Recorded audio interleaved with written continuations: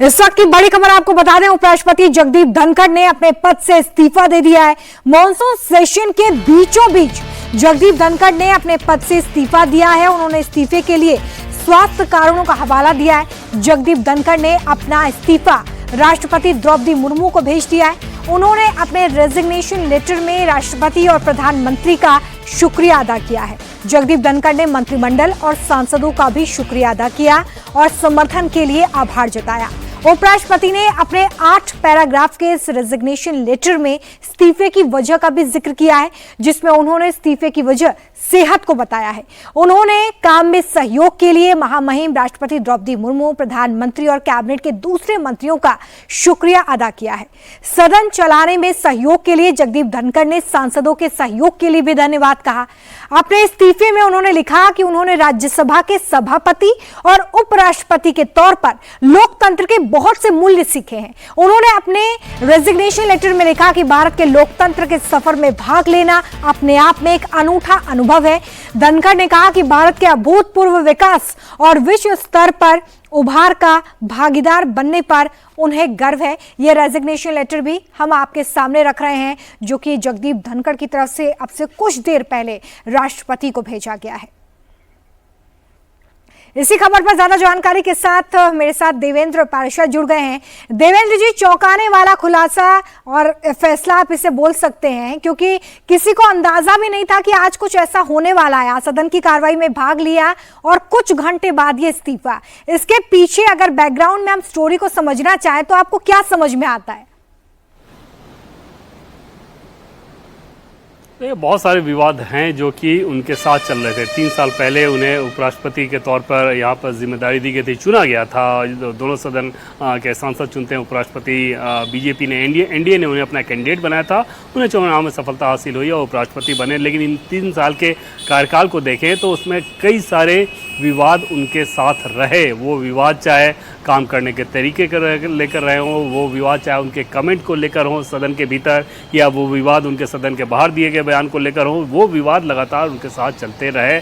अभी उनके कार्यकाल में 2 साल का समय बाकी था, लेकिन उसके पहले उन्होंने अचानक ही इस्तीफा दिया। और इस्तीफा भले ही स्वास्थ्य कारण का हवाला दिया जा रहा हो, लेकिन जो परिस्थितियाँ नज़र आ रही हैं, परिस्थितियाँ और जो परिस्थिति जन्य साक्ष्य जिसे कहते हैं, वो इस बात को बहुत आसानी से डाइजेस्ट नहीं करा सकती कि सिर्फ यही एक वजह रहा होगा जिसके चलते उन्होंने इस्तीफा दे दिया। क्योंकि उसके सामने बहुत सारे सवाल खड़े हो जाते हैं। अगर इस स्वास्थ्य कारण से देना होता था तो हाउस से पहले देना था। सदन की कार्रवाई दिन भर भाग लिया आपने, फिर शाम में इस्तीफा अचानक से दे रहे हैं। तो ये सारी वजह ऐसी हैं जो कि सिर्फ अटकलबाजी की जा सकती है कि क्या ये सारी चीज़ें थीं। लेकिन इतना ज़रूर है कि उनके काम करने के तरीक़ों को लेकर बहुत ज़्यादा विवाद था। शायद इस विवाद ने एक डिस्कनेक्ट क्रिएट किया और उनको भी ये समझ में आ रहा होगा कि उनके सोचने, काम करने का जो तरीका है, बोलने का जो तरीका है, एक्सप्रेस करने का जो तरीका है, शायद सिस्टम उसको बहुत अच्छे तरीके से डाइजेस्ट नहीं कर पा रहा हो। जब मैं सिस्टम की बात कर रहा हूँ तो उसमें अपोजिशन, सत्ता पक्ष, ओवरऑल पूरा एक जिसे कहते हैं इकोसिस्टम, वो शायद उसको उस तरीके से नहीं ले रहा हो जो उनकी नज़र में लेना चाहिए। और शायद उसके वजह से उनको ये लगा हो कि क्यों ना बेहतर है कि इस्तीफा ही दे दिया जाए। हालांकि इस्तीफे की जो चिट्ठी है उसमें उन्होंने कहीं भी ऐसा कोई इशारा नहीं किया। उन्होंने सिर्फ और सिर्फ स्वास्थ्य की वजह का ही हवाला दिया है। लेकिन अगर आज शाम में 4 बजे उनके तरफ से ये बताया जाता है, उनके दफ्तर की तरफ से ये बताया जाता है, आधिकारिक तौर पे बताया जाता है कि परसों उपराष्ट्रपति के तौर पे राजस्थान जाने वाले हैं, तो फिर अचानक 5 घंटे में स्वास्थ्य की ऐसी क्या समस्या आ गई? अगर स्वास्थ्य की कोई वैसी समस्या आ भी गई होती तो उसके लिए 8 प्रिजाइडिंग ऑफिसर हैं जो कि आगे सदन की कार्रवाई पूरे सेशन में चला सकते हैं। 1 सेशन, 2 सेशन, 3 सेशन सब में चला सकते हैं। फिर ऐसा क्या हो गया कि उसके चलते अचानक आनंद फानन में इस तरह का इस्तीफा देना पड़ा? तो वो सारे सवाल वैसे हैं जो कि उन सवालों को अगर आप ध्यान में रखें, उनको जहन में रखें, तो फिर उस लाइन को डाइजेस्ट करना मुश्किल हो जाता है कि स्वास्थ्य कारण के चलते उन्होंने इस्तीफा दिया है। निश्चित तौर पे जो विवाद उनके साथ चल रहे थे, उस विवाद ने उनके लिए भी एक बर्डन का काम किया होगा। और ये भी इसमें कोई दो राय नहीं कि उनसे इस्तीफा नहीं मांगा गया है। ये उनका अपना फैसला था जिस फैसले पे वो पहुँचे हैं। उस फैसले पे पहुँचने के पीछे की अगर वजह की बात करें तो निश्चित तौर पे कंट्रोवर्सी का उसमें एक रोल हो सकता है, जिसमें उनको खुद ही ये लगने लगा हो कि अगर जिस तरीके से वो काम करना चाहते हैं इस तरीके से नहीं कर पा रहे हैं या इस तरह की चीज़ों को एक्सेप्ट नहीं किया जा रहा है तो क्यों ना इस्तीफा दे दिया जाए।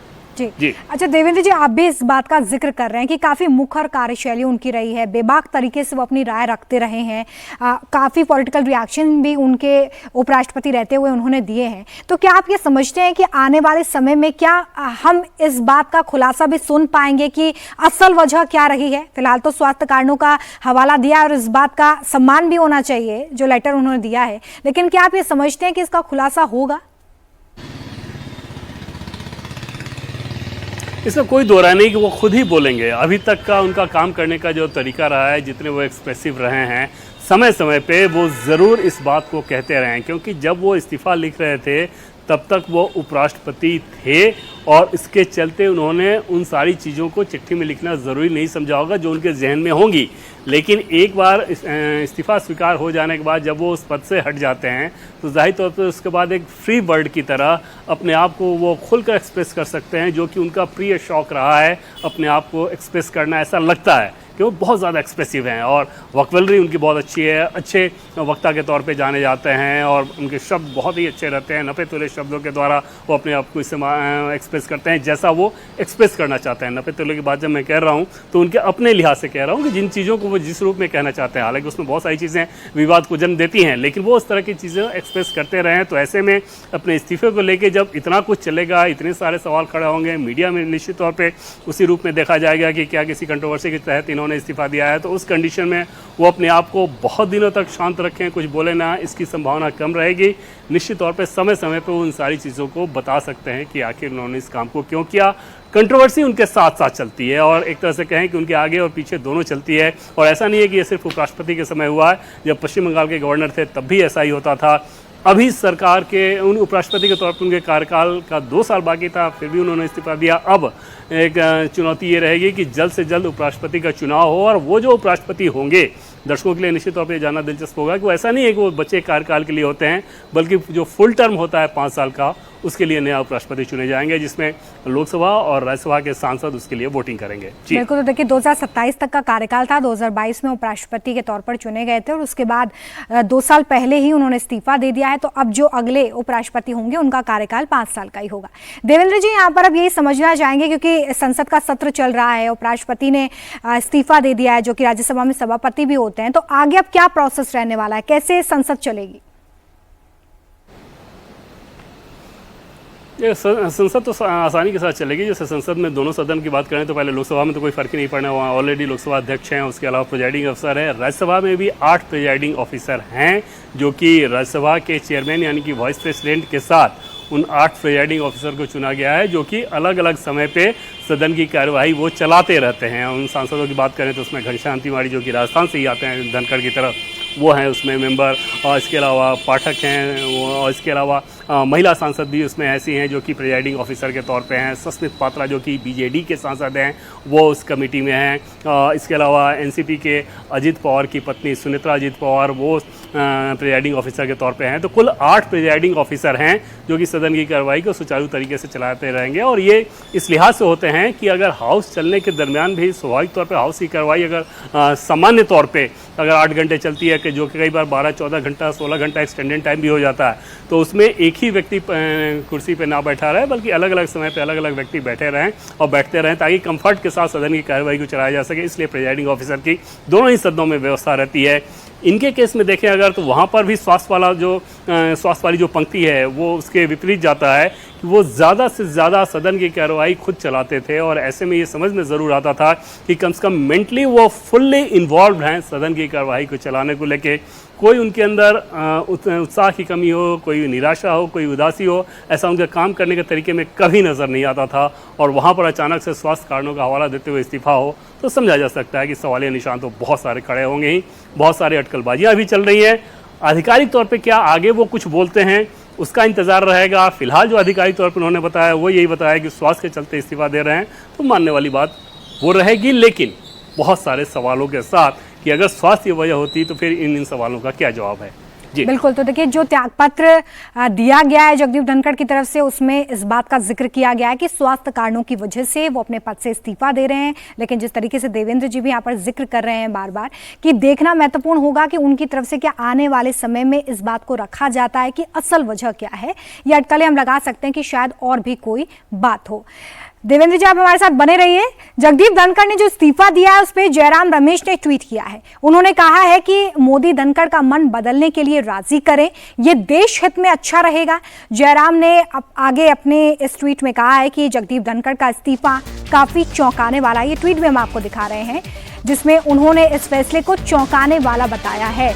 जगदीप धनखड़ का ये इस्तीफा वाकई काफी चौंकाने वाला है, ये ट्वीट किया गया है। और साथ ही इस बात का जिक्र भी यहाँ पर कि प्रधानमंत्री नरेंद्र मोदी धनखड़ से बात करें और उनका मन बदलने के लिए उन्हें राजी करें, ये देश हित के लिए महत्वपूर्ण है। इस बात का भी जिक्र इस ट्वीट में किया गया है। देवेंद्र जी लगातार हमारे साथ जुड़े हुए हैं। देखिए देवेंद्र जी, सभी के लिए ये काफी चौंकाने वाला फैसला है। इस बात का जिक्र यहाँ पर जयराम रमेश की तरफ से भी किया जा रहा है। तो ये जयराम रमेश ने ट्वीट में जो कहा है उसमें चौंकाने वाली बात तो उसको फेस वैल्यू के साथ ही लेना चाहिए। बाकी लाइन जो वो कह रहे हैं, कांग्रेस जैसा सोचते रही है उपराष्ट्रपति धनखड़ के बारे में, वो लाइन उससे मैच नहीं खाती। वो ऐसा लग रहा है कि शायद सटायर के तौर पे वो इस बात का इस्तेमाल कर रहे हो, क्योंकि कांग्रेस पार्टी तो लगातार से मुखर रही है जगदीप धनखड़ की कार्यशैली को लेकर राज्यसभा के चेयरमैन के तौर पर, और उसमें वो मुखरता इतनी ज़्यादा रही है कि बीच में तो अपोजिशन के सांसदों ने पूरी तैयारी भी की थी कि क्यों नहीं इम्पीचमेंट मोशन लेकर आया जाए उपराष्ट्रपति के खिलाफ। तो अगर किसी चेयरमैन के खिलाफ इतनी ज़्यादा कटुता भरी हो और वो चेयरमैन इस्तीफा दे दे और उसके बाद फिर से अगर जयराम रमेश ये ट्वीट कर रहे हो कि देश हित में ये ज़रूरी है कि मोदी उपराष्ट्रपति को ये समझाएं कि इस्तीफा वापस लें, तो उसको फेस वैल्यू पे लेना मुश्किल होगा।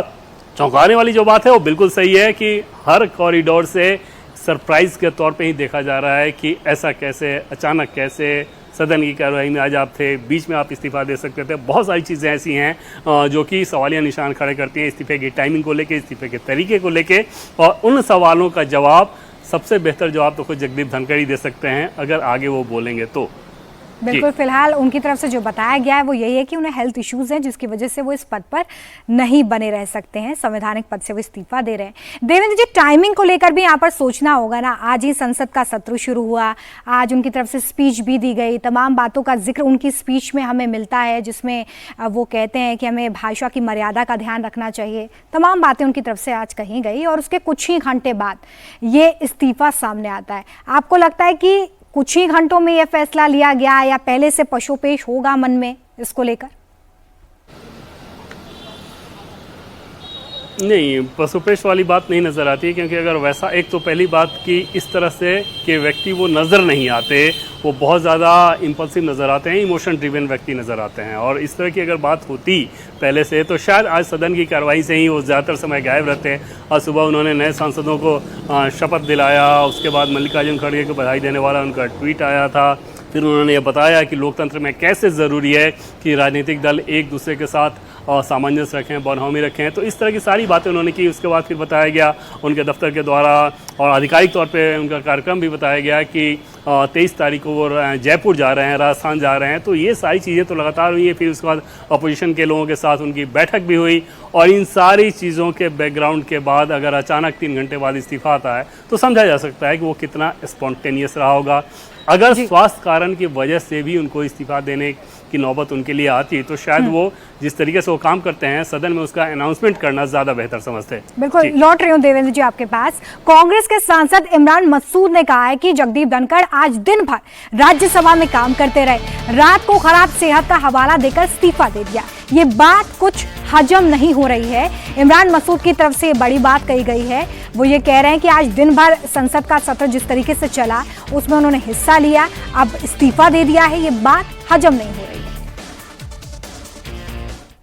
देखिए, जो इस्तीफे का कारण लिखा है, हम तो दुआ करते हैं कि ईश्वर उनको लंबी उम्र दे, सेहत दे और स्वस्थ रहें, यही कामना करते हैं। लेकिन सारा दिन आप काम कर रहे थे और रात को अचानक 2 लाइन के अंदर आ जाए कि साहब स्वास्थ्य कारणों से इस्तीफा दे।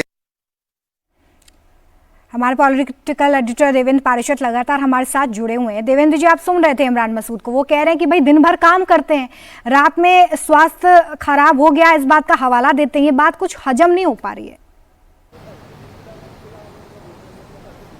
ये निश्चित तौर पे बहुत स्वाभाविक सी बात है और किसी के लिए भी ये डाइजेस्ट करना मुश्किल होगा। हालांकि स्वास्थ्य अचानक से खराब होता है, कभी भी किसी का खराब हो सकता है, लेकिन उस स्वास्थ्य खराब होने के चलते इस्तीफा देना पड़ जाए, ऐसा नहीं होता। उसकी ज़रूरत नहीं थी। जैसे अगर मान लीजिए ईश्वर ना करें, लेकिन उनको अगर कोई वैसी समस्या थी तो उस कंडीशन में उसके लिए ट्रीटमेंट होते रहता और सदन की कार्यवाही के लिए कोई ऐसी संवैधानिक बाध्यता नहीं थी कि अगर उपराष्ट्रपति धनखड़ अगर उनकी तबीयत खराब हो जा रही है तो वो एक लीव नहीं ले सकते, फिर सदन की कार्यवाही कैसे चलेगी, उनको इस्तीफा ही देना पड़ेगा, दूसरे किसी व्यक्ति को उस पद पे आना पड़ेगा, ऐसी व्यवस्था नहीं है। हमारा सिस्टम तो बहुत रोबस्ट सिस्टम है और उसके लिए हर लेवल पे एक व्यवस्था बनी हुई है। ऑलरेडी हाउस की अगर बात कर लें तो 8 प्रिजाइडिंग ऑफिसर हैं, देश में राष्ट्रपति ऑलरेडी हैं, तो उस कंडीशन में कोई भी समस्या वाली बात नहीं थी जिसके चलते अचानक आपको स्वास्थ्य की अगर समस्या हो भी रही है तो उसके लिए सीधे सीधे इस्तीफा दे दिया जाए। निश्चित तौर पे इसके पीछे वजह कुछ और होगी, क्योंकि उपराष्ट्रपति ने अपनी मर्यादा, पद की मर्यादा का ध्यान रखते हुए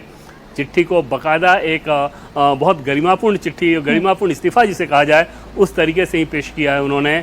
लेकिन पीछे की वजह बहुत सारे सवालिया निशान अगर खड़े हो रहे हैं तो बहुत स्वाभाविक सी बात है जो कि इमरान मसूद ने भी कही है। जी बहुत शुक्रिया देवेंद्र जी हमारे साथ जुड़ने के लिए और इस तमाम जानकारी के लिए। तो उपराष्ट्रपति जगदीप धनखड़ ने अपने पद से इस्तीफा दे दिया है और इसके पीछे उन्होंने स्वास्थ्य कारण बताए। अब लगातार पॉलिटिकल रिएक्शंस भी सामने आ रहे हैं।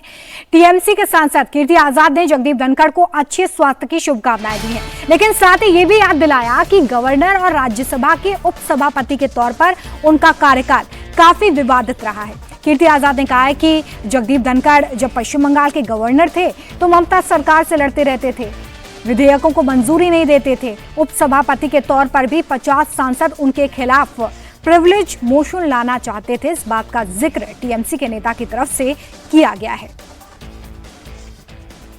जहां तक गवर्नर की बात है तो काफी आलोचनाओं का सामना उन्हें करना पड़ा था। उनका जितने भी अलग अलग बिल विधेयक पास होते थे पश्चिम बंगाल में, उनको वो मंजूरी ही नहीं देते थे, आगे जाता ही नहीं था। तो यह एक बहुत बड़ी प्रश्न चिन्ह था उनके ऊपर। साथ ही जब वो राज्यसभा के चेयरमैन बने तब भी 50 एमपीओ ने लिख करके उनके खिलाफ में दिया था कि विपक्ष के लोगों को बोलने का अवसर नहीं दिया जाता। तो कुल मिलाकर देखा जाए तो इनका जो यह समय गवर्नर के रूप में, बंगाल के गवर्नर के रूप में, और दूसरा एक राज्यसभा के चेयरमैन के रूप में, दोनों ही बहुत ही कंट्रोवर्शियल था। आलोचनाएं बहुत हुई उस पर, और यहाँ तक कि 50 एमपीओ ने साइन करके भी दिया था, हस्ताक्षर किए थे कि उनके ऊपर विशेषाधिकार का मामला पास किया जाए। तो उन्होंने कहा था कि हम हस्ताक्षरों को पहचानने की कोशिश कर रहे हैं, प्रयास कर रहे हैं। ऐसे में 50 एमपीओ को बुला के सामने खड़ा कर लेते, परेड कर लेते, अपने आप पता लग जाता। आज अपने इस्तीफे में जगदीप धनखड़ ने कहा कि वो मेडिकल एडवाइस पर पद छोड़ने का फैसला ले रहे हैं। इस पद पर रहने के दौरान लोगों ने जिस गर्मजोशी से उनका सहयोग किया वो यादगार है। उपराष्ट्रपति ने अपने रेजिग्नेशन लेटर में इस बात का भी जिक्र किया कि अपने कार्यकाल के दौरान उन्होंने बहुत कुछ सीखा है। यह अनुभव जीवन की उपलब्धि है। जगदीप धनखड़ को इसी साल मार्च महीने में सीने में दर्द हुआ था और अनईजीनेस की शिकायत के बाद एम्स में उन्हें भर्ती भी किया गया था। इसकी वजह से वो कई दिनों तक बजट सत्र की कार्रवाई में भी शामिल नहीं हो सके थे। उपराष्ट्रपति बनने से पहले जगदीप धनखड़ पश्चिम बंगाल के राज्यपाल भी रह चुके हैं। जगदीप धनखड़ सुप्रीम कोर्ट में वकालत करने से लेकर राजनीति में और कई भूमिकाओं में सक्रिय भी रहे हैं। वो संसद के सदस्य भी रहे हैं। 1990 से 1991 के दौरान लगभग 6 महीने तक चंद्रशेखर की सरकार में संसदीय कार्य मंत्रालय के राज्य मंत्री भी वो थे। केंद्र की राजनीति में आने से पहले जगदीप धनखड़ राजस्थान की राजनीति में काफी एक्टिव थे। 1993 से लेकर 1998 तक किशनगढ़ सीट से वो विधायक भी रह चुके थे। तो ये पूरा राजनीतिक सफर उनका रहा है। धनखड़ के इस्तीफे पर आज सबसे पहला रिएक्शन आया राज्यसभा सांसद कपिल सिब्बल का। उन्होंने धनखड़ के त्यागपत्र पर दुख जताया। उन्होंने कहा कि धनखड़ अपने सिद्धांतों पर अडिग रहते हैं, उनके साथ सालों के संबंध रहे और ऐसे में अचानक उनके इस्तीफे से उन्हें दुख पहुंचा है। ये पहला रिएक्शन था कपिल सिब्बल का जो सामने आया, जिसमें उन्होंने ये कहा था कि मैं जगदीप धनखड़ के इस्तीफे से काफी दुखी हूं। हम तो कोई स्पेकुलेट नहीं करेंगे कि ये हवाला सही है या नहीं है जो इस्तीफ़ा उन्होंने दिया है। मैं तो व्यक्तिगत रूप से मैं खुश नहीं हूँ कि मैं जब पार्लियामेंट जाऊँगा तो उनको नहीं देखूँगा, क्योंकि मेरे उनके साथ संबंध बड़े वर्षों से हैं और बड़े अच्छे संबंध रहे, पारिवारिक संबंध रहे। और जहाँ जहाँ भी हमारे परिवार के कोई फंक्शन होते थे तो धनखड़ साहब हमेशा आते थे और मेरे पिताजी के साथ उनके संबंध रहे। और मैंने कई केसेस उनके साथ भी किए, उनके खिलाफ भी किए जब वो दूसरी साइड पर रहते थे। लेकिन हमारी जो पर्सनल इक्वेशन थी वो बहुत ही समझ लीजिए कि वार्म थी। हाँ, और आई विल मिस हिम, क्योंकि जो भी कहो धनखड़ साहब का एक व्यू पॉइंट हमेशा रहता था जो अक्सर पब्लिक में बिना संकोच के बोल देते थे। और ये उनकी खासियत थी, क्योंकि जो उनके मन में रहता था वो मन में नहीं रखते थे, और उनको अगर कोई ऐसी बात लगती थी कि गलत हो रहा है तो बोल भी देते थे। और हमेशा हाउस में बैठकर कहते थे कि विपक्ष को और सत्ता पक्ष को एक मत से आगे बढ़ना चाहिए, क्योंकि बात सवाल देश का होता है। वो बात भी सही है, लेकिन हर एक का नज़रिया अलग अलग होता है, तो कई बार हाउस भी नहीं चलता था। लेकिन उनके मन में कोई मैल कभी नहीं रहा, और जब भी मैंने चाहा कि मुझे थोड़ा वक्त ज़्यादा दीजिए बोलने का, तो चेंबर में जाकर मिला तो हमेशा उन्होंने मेरा साथ दिया और ज़्यादा टाइम दिया। तो मैं तो उनका आभारी हूँ कि उन्होंने हमेशा जो मैं हमारे संबंध रहे वो बहुत अच्छे रहे। हाँ, हमारी विचारधारा थोड़ी अलग थी और कई बार हम भी कह देते थे और वो भी अपनी तरफ से जवाब भी दे देते थे, लेकिन कोई करवाहट कभी नहीं हुई। और मुझे दुख है कि अगली बार जब मैं जाऊंगा राज्यसभा तो वहाँ उस चेयर पे नहीं होंगे। उत्तराखंड के पूर्व चीफ मिनिस्टर हरीश रावत का भी रिएक्शन सामने आया है, आपको सुनवा देते हैं उन्होंने क्या कुछ कहा। तो ये समाचार बहुत चौंकाने वाला है और वो भी स्वास्थ्य कारणों से। जगदीप धनखड़ जी को मैं जितना जानता हूं, क्योंकि चंद्रशेखर जी के समय में जब वो उनके संसदीय कार्य का काम देखते थे तो मुझे उनको नजदीक से जानने समझने का मौका मिला। तो वो एक स्ट्रगलर थे, एक संघर्ष वाले व्यक्तित्व थे, और संघर्ष वाला व्यक्ति जो है स्वास्थ्य कारणों से ऐसे समय में इस्तीफा देगा जब संसद का सत्र चल रहा हो, कई महत्वपूर्ण सवाल जिसमें एक जज पर महाअभियोग जैसी स्थितियां हैं तो उनसे निपटना हो, और भी बहुत सारे सवाल हों। प्रधानमंत्री जी की बाहर विदेश यात्रा भी हो रही हो, तो वो इस्तीफा देंगे ये कारण नहीं हो, कोई इसके पीछे कोई सामान्य कारण नहीं हो सकता है।